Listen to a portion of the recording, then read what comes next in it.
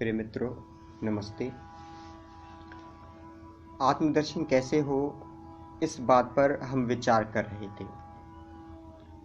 आत्मा कहीं दूर नहीं, हमारे हृदय के अंदर बैठा है, परंतु दिखाई नहीं देता। केवल साधु उसे देखता है। साधु का अर्थ ऐसा व्यक्ति नहीं जिसने भगवे वस्त्र पहन लिए हों। योगी का अर्थ हठ योग के आसन और दूसरी क्रियाएं करने वाला भी नहीं है। मैंने अभी कहा कि साधु ही आत्मा का दर्शन कर सकता है। इसके साथ ही यह कहना चाहिए कि साधु वह है जिसने आत्मदर्शन किया हो। परंतु यह दर्शन होगा कैसे? कैसे मिलता है यह आत्मा?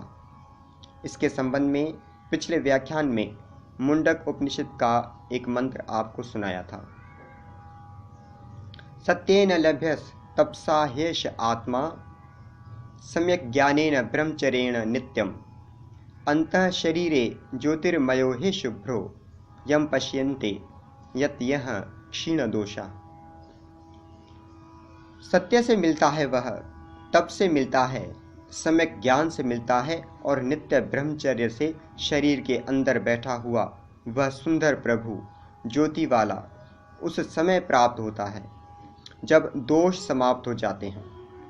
परंतु यह सत्य क्या है? सत्य का अर्थ केवल वह सच्चाई नहीं जिसे आप बोलते या सुनते हैं। आत्मज्ञान की बात हो रही हो तो सत्य का अर्थ बहुत विस्तृत हो जाता है। सत्य का अर्थ है सत्य आहार, सत्य विचार, सत्य आचार, सत्य व्यवहार और सत्य आधार। जो लोग अशुद्ध आहार करते हैं, अशुद्ध वस्तुएं खाते हैं, उन्हें कभी आत्मा का दर्शन नहीं होता। भोजन के संबंध में पहले भी बहुत कह चुका, अतः इसके संबंध में बहुत नहीं कहूँगा। परंतु यह तो सीधी सी बात है कि जैसा तुम अन्न खाओगे वैसा मन बनेगा, जैसा आहार होगा वैसा ही विचार उत्पन्न होगा। महाभारत का युद्ध समाप्त हुआ। भीष्म पितामह शरशैया पर लेटे थे। युधिष्ठिर उनसे धर्म के संबंध में प्रश्न कर रहे थे। भीष्म पितामह उत्तर दे रहे थे। उस समय द्रौपदी ने कहा, पितामह बुरा न माने तो एक बात मैं आपसे पूछूं। भीष्म ने कहा, पूछो बेटी, क्या पूछना चाहती हो? द्रौपदी ने कहा, इस समय तो आप बहुत ऊंचे ज्ञान ध्यान की बातें कर रहे हैं। आपकी बातें सुनकर मन को शांति भी मिलती है, हृदय के कपाट खुलते हैं।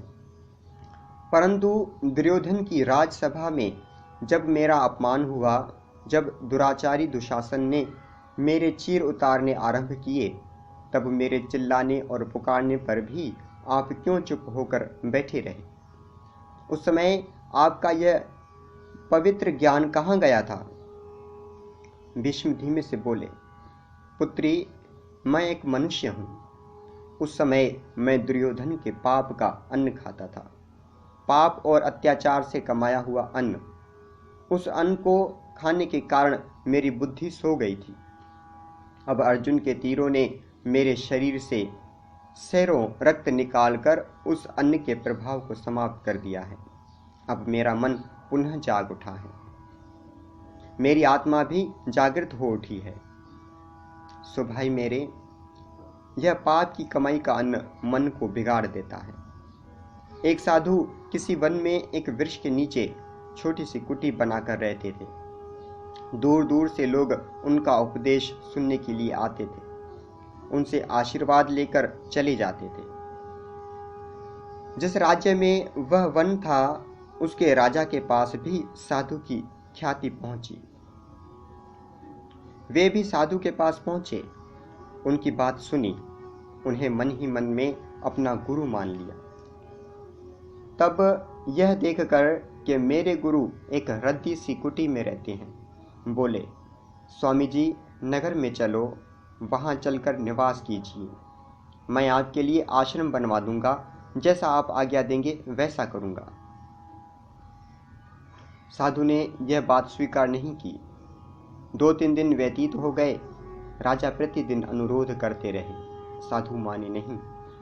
अंततः राजा ने जब बहुत कहा और प्रार्थना की कि मेरे साथ चलकर मेरे महल में रहो, तो साधु ने कहा, अच्छा, यदि तुम नहीं मानते तो फिर चलो।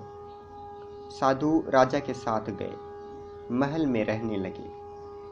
कोई 3 माह रहते हुए व्यतीत तो हो गए तो क्या घटना घटी कि रानी नहाने के लिए स्नानागार में गई। अपना हीरो का हार उतार कर उसने एक ओर रख दिया। स्नान करके बाहर आई तो हार लाना भूल गई, वहीं स्नानागार में रह गया। इसके कुछ ही देर पश्चात साधु बाबा इस स्नानगार में स्नान करने के लिए गए।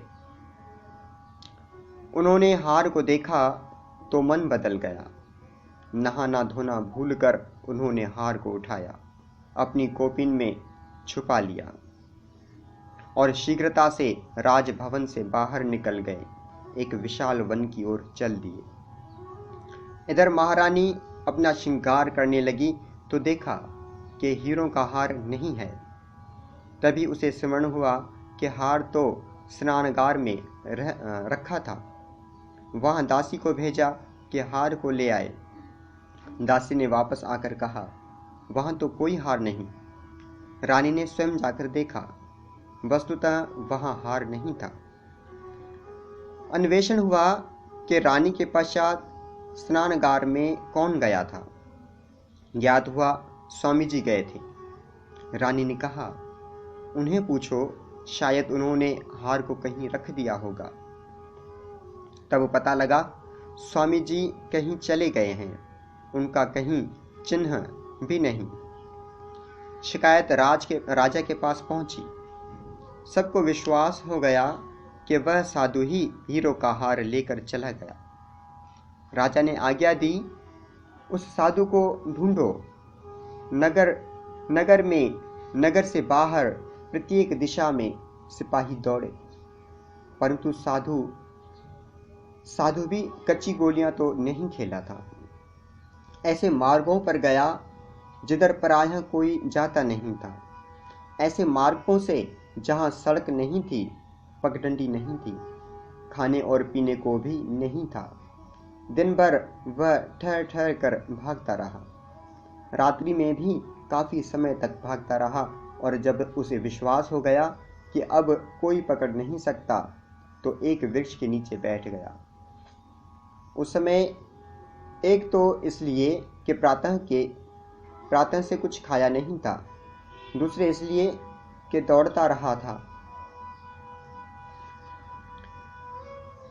साधु को भूख लगी तो उसने कंदमूल ढूंढने आरंभ किए, परंतु भाग्य की बात उसे ऐसा कंदमूल मिला जिसे खाने से उसका पेट खराब हो गया।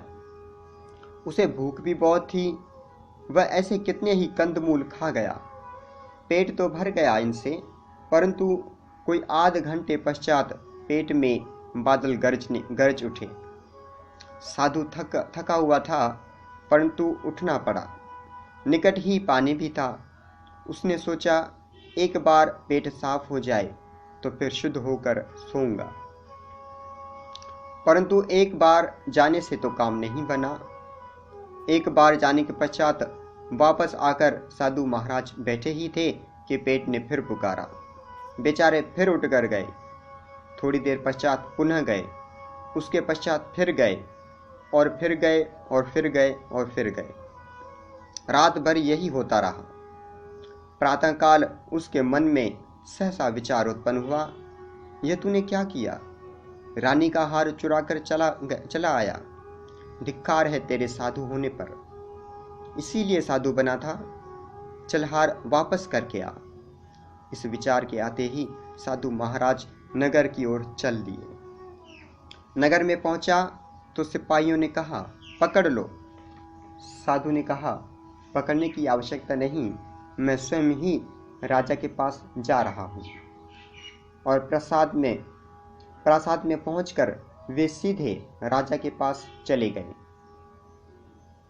हीरो के हार को उसके समक्ष रख कर बोले, यह लो राजन, मैं तुम्हारा हार चुरा कर ले गया था, इसे वापस करने आया हूँ। राजा ने हार लेते हुए कहा, स्वयं ही आए हैं? साधु ने कहा, हाँ, स्वयं ही आया हूँ। राजा ने आश्चर्य से कहा, स्वयं ही आए हो तो इस हार को आप ले क्यों गए थे, और ले गए तो वापस क्यों ले आए?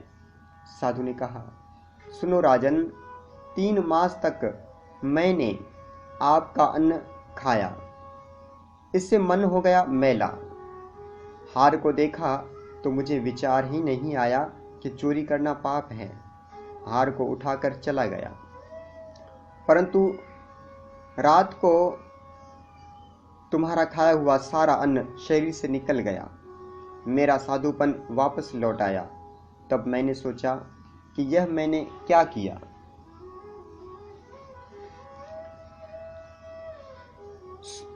सुनो, विचार की शक्ति तोप, बंदूक, पिस्तौल, एटम बम और हाइड्रोजन बम से भी बड़ी है। इसलिए बुरे विचार को अपने पास मत आने दो, हृदय में स्थान न पाने दो। दिल ही की बदौलत रंज भी है, दिल ही की बदौलत राहत भी। यह दुनिया जिसको कहते हैं दोज़ख भी है, जन्नत भी। जैसे विचार की ऐनक लगा लोगे, वैसा ही संसार तुम्हें दृष्टिगोचर होने लगेगा।